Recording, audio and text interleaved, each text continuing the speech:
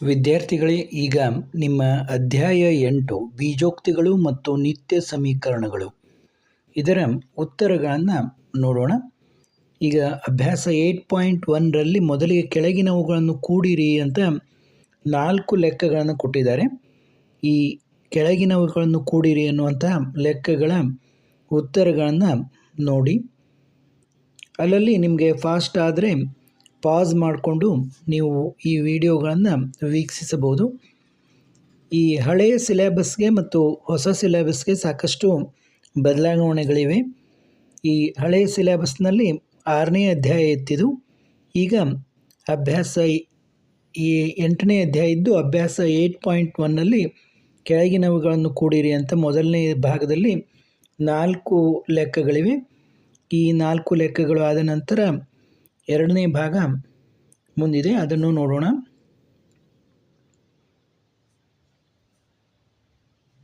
ಮುಂದೆ ಸ್ವಲ್ಪ ಫಾಸ್ಟಾಗಿ ತೋರಿಸ್ತೀನಿ ನಾನು, ನೀವು ನೋಡ್ತಾ ಹೋಗಬಹುದು.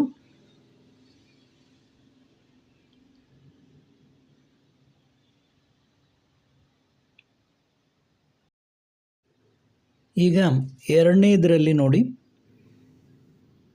ಇಲ್ಲಿ ಕೂಡ ಎ ಬಿ ಸಿ ಅಂತ 3 ಲೆಕ್ಕಗಳಿವೆ. ಆ 3 ಲೆಕ್ಕಗಳ ಉತ್ತರಗಳನ್ನು ನಾವೀಗ ನೋಡೋಣ.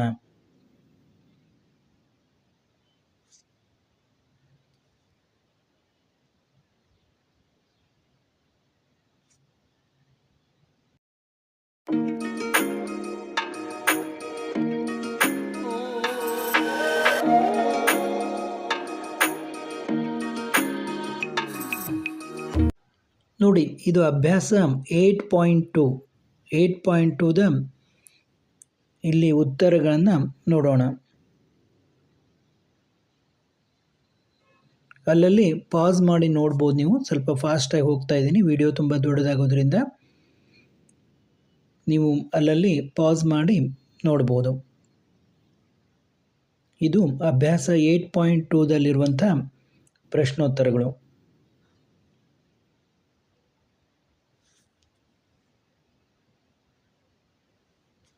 ಇಲ್ಲಿ ಒಟ್ಟು 5 ಭಾಗಗಳಿದ್ದು ಎಲ್ಲದಕ್ಕೂ ಉತ್ತರಗಳನ್ನು ನೀಡಲಾಗಿದೆ.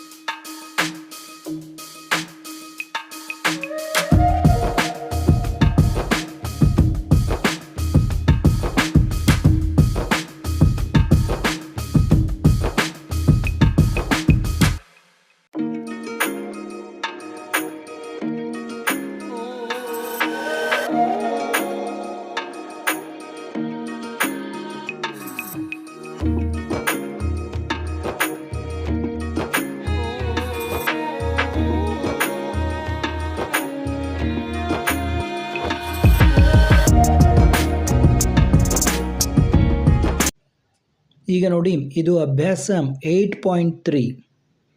ಈ ಅಭ್ಯಾಸ 8.3ಯ ಉತ್ತರಗಳನ್ನು ನಾವೀಗ ನೋಡ್ತಾ ಇದ್ದೀವಿ. ನೋಡಿ, ಇಲ್ಲಿ ಕೂಡ ಅಭ್ಯಾಸ 8.3ಯಲ್ಲಿ ಕೂಡ 5 ಭಾಗಗಳಿದ್ದು ಎಲ್ಲ ಪ್ರಶ್ನೆಗಳ ಲೆಕ್ಕಗಳ ಉತ್ತರಗಳನ್ನು ನೀಡಲಾಗಿದೆ.